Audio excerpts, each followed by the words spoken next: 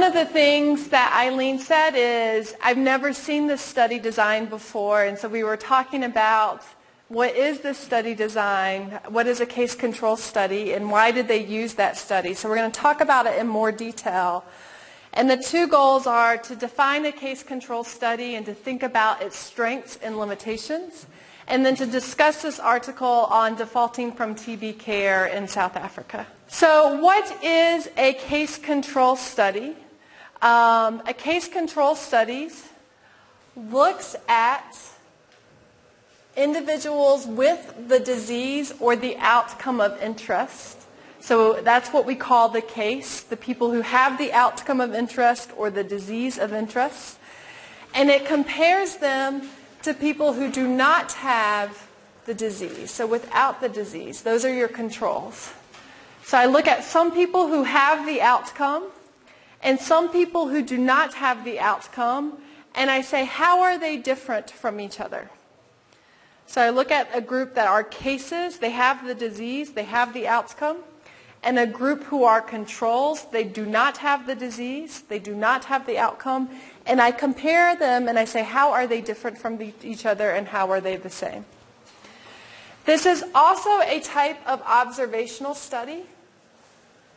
So we are not changing what happens to the individual in the study.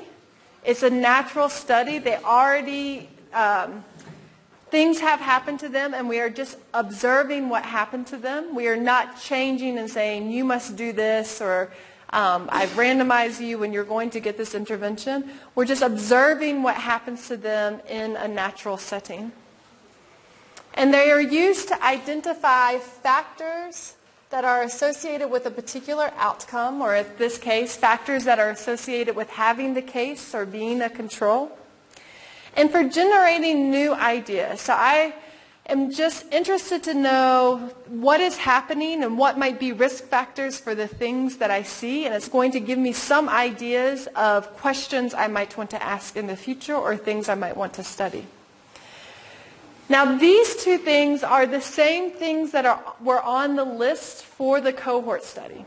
So also with cohort studies, which we studied last week, you can identify factors that are associated with an outcome, and you can generate new questions and new hypotheses and new ideas. There was one thing on the list last week that you cannot do with the case control study, and on that list was you cannot estimate prevalence or incidence.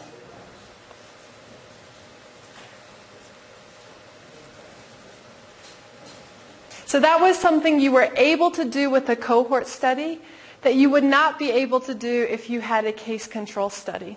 And I'll explain to you in a few slides why you cannot estimate prevalence and you cannot estimate incidence with a case control study. So if your primary question is, I want to identify risk factors for an outcome, then a case control study might be a good design. If your primary question is, I want to know the prevalence of something in my population, then a case control study would not be a good design. So if this is your primary question, to estimate prevalence or incidence, then you probably do not want to use a case control study. So I just want to remind you last week about cohort studies. We said that we started with two groups in a cohort study. So what did we call the two groups that we started with when we have a cohort study? Exposed and unexposed. So maybe everyone in this group lived close to the clinic and everyone in this group lived far from the clinic. So that's their exposure. So in a cohort study, we identify people based on how they are exposed. And then we look at them after exposure or later on in time, and we say, who has the outcome of interest? And we ask, what is the relationship between exposure and the outcome? So in a case control study, we start with some people who have the exposure and some people who do not have the exposure, and then we say, what are their outcomes, and are the outcomes different in the two groups? A case control study starts on the other end. So for the case control studies, I start not with exposure and unexposed, I start with outcome and no outcome. So with a case control study, you'll see with the pictures, we're starting at the other end, where some people have the outcome,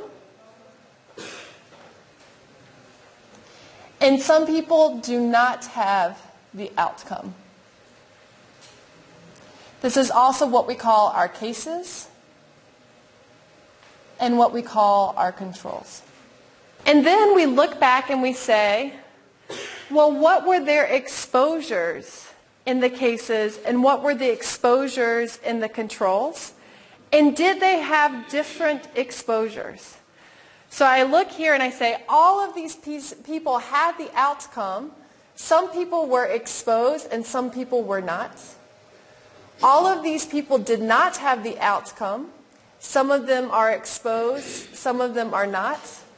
And I want to say, is the exposure rate different between the two groups? So these people, they all had disease. How are their exposures compared to the people who did not have disease?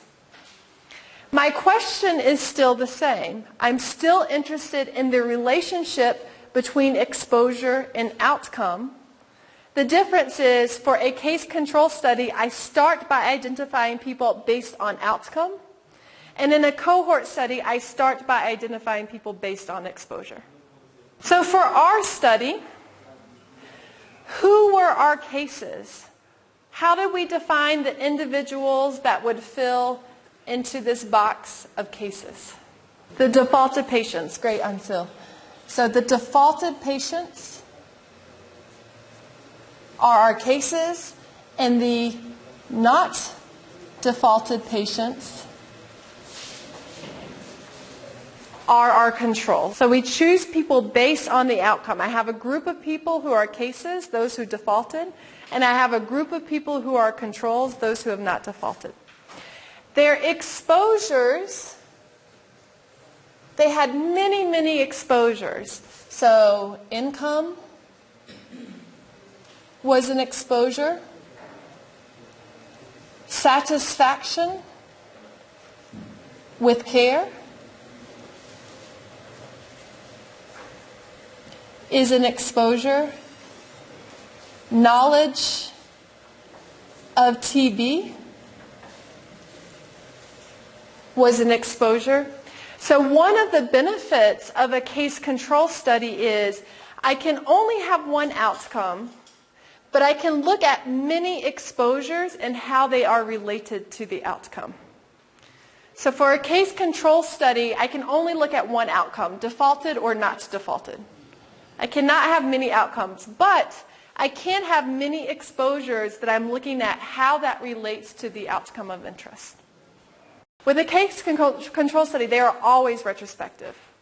So you are always starting at time 2. Because by the time you start your study, the outcome has happened.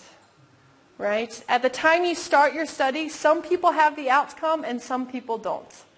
So when you start your study at time 2, you stop tracking the outcome of interest. And then you look back and you say, what were their exposures in the past? So at time 2, I find some people with disease and some people without disease. And I look into the past and I say, what was their exposure in the past? So it is retrospective because I am looking into the past. So one of the benefits of a case control study, because it's retrospective, are the same benefits of the retrospective cohort study, which is less expensive, less time, and you can rely on routinely collected data if they're asking the questions you're interested in, or collecting data on what you're interested in. Now you do have to be careful because you have to find good controls for your cases. So I'm interested in patients who default from care. Who is a good control for patients who have defaulted from care? And they need to be as similar as possible to the case, except for what you think the exposures of interest might be. So this is what we would consider to be matching criteria. So you also want to make sure that the data on cases and controls are collected in the same way. So let me give you an example of some problems with selecting controls. So let's say cases are women who have breast cancer getting treatment in Ringquavu. And I say, I want to find controls for these women. So I'll just choose as controls women in the village. There are two problems with that. One is the cases, because we know they have breast cancer, they had the resources to come to the clinic. They had the knowledge to get screened for breast cancer. They had the resources to pay for the test for the screening. So they may be different from women in the community who did not have the knowledge to go for screening. Or they may be different from the women in the community who did not have the money to get to the clinic.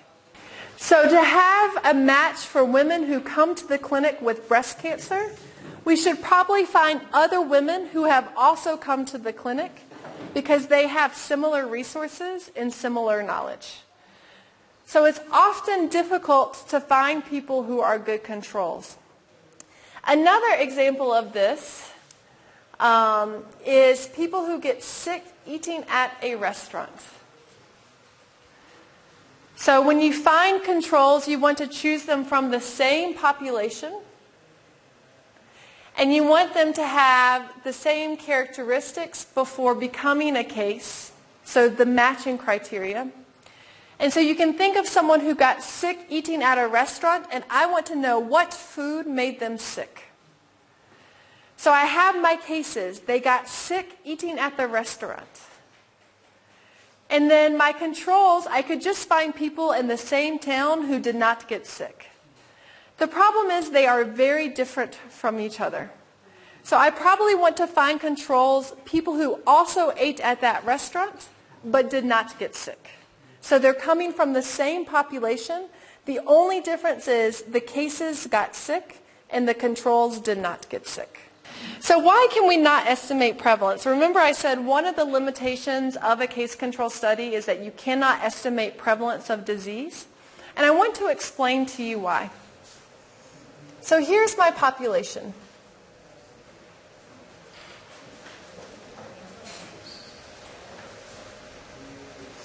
And let's say there are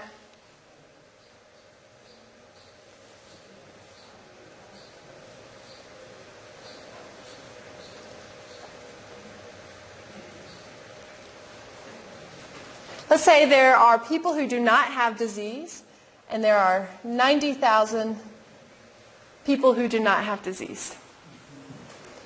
And then there are some people who have disease. And this is 10,000 people with disease. So my total population is 100,000. My total population is 100,000. 90,000 of them do not have disease and 10,000 do have disease. So what is the prevalence of disease in the population?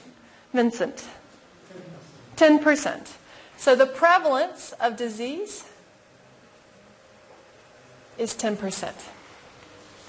And I decide I want to do a case control study on this group. And so I come up with my cases.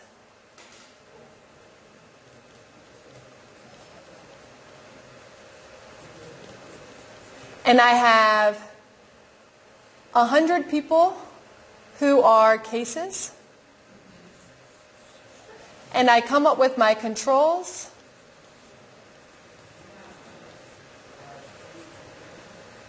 And I have 100 people who are my controls.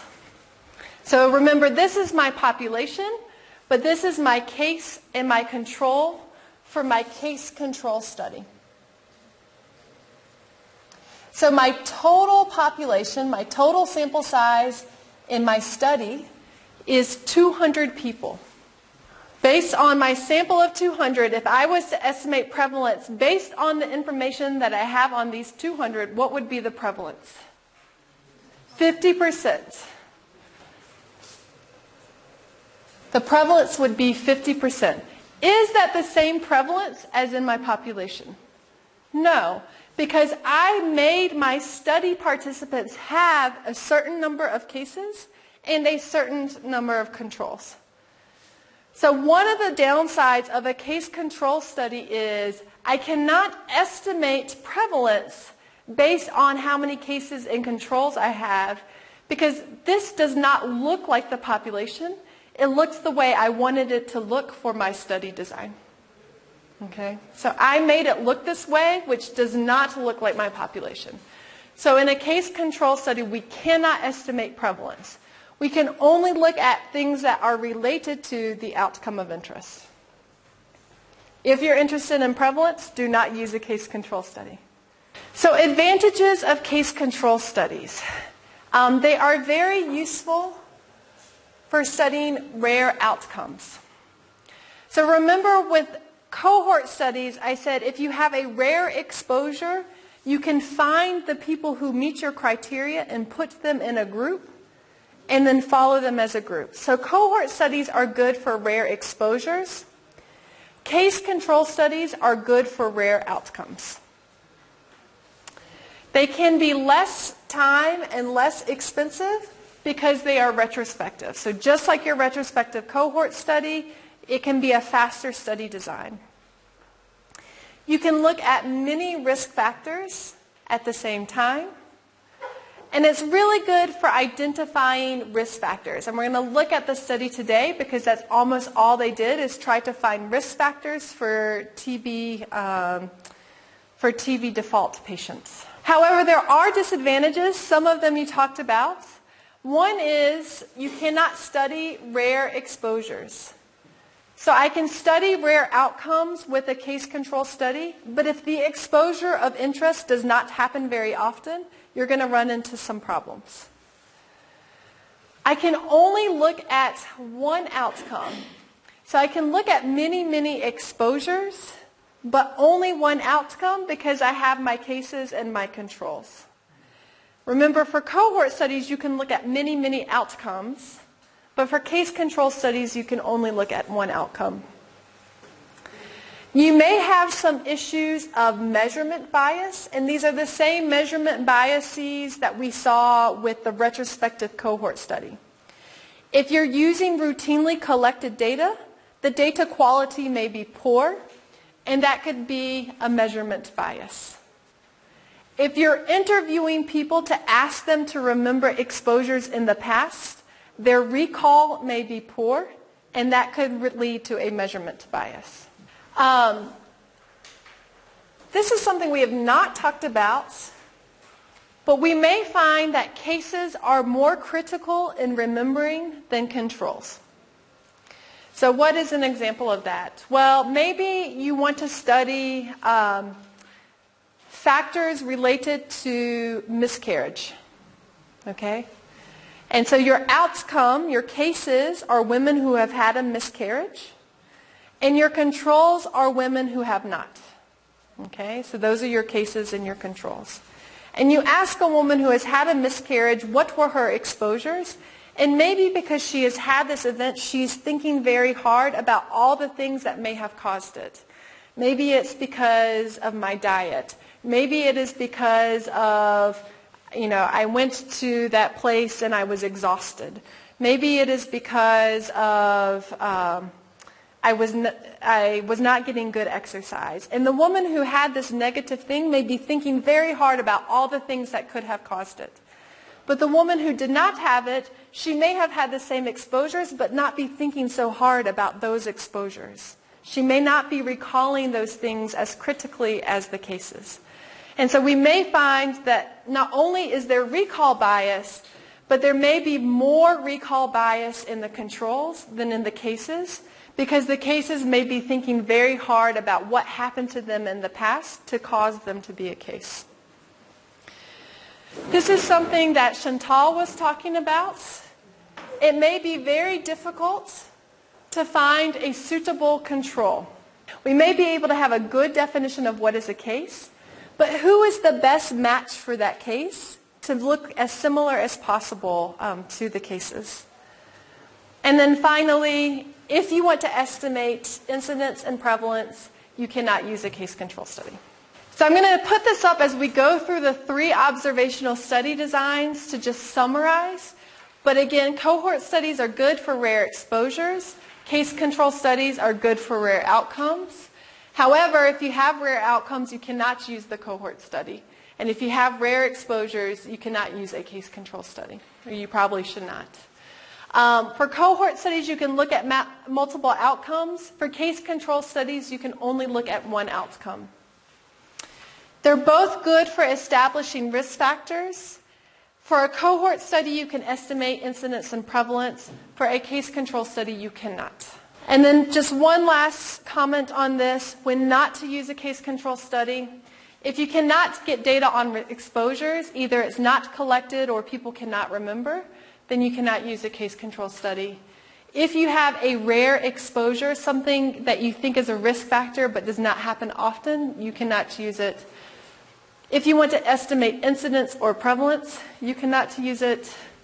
And if you want to know with absolute confidence that it's your intervention having an effect, then you'll need to do a randomization, and we'll talk about those designs in the future. But you cannot do that with case control.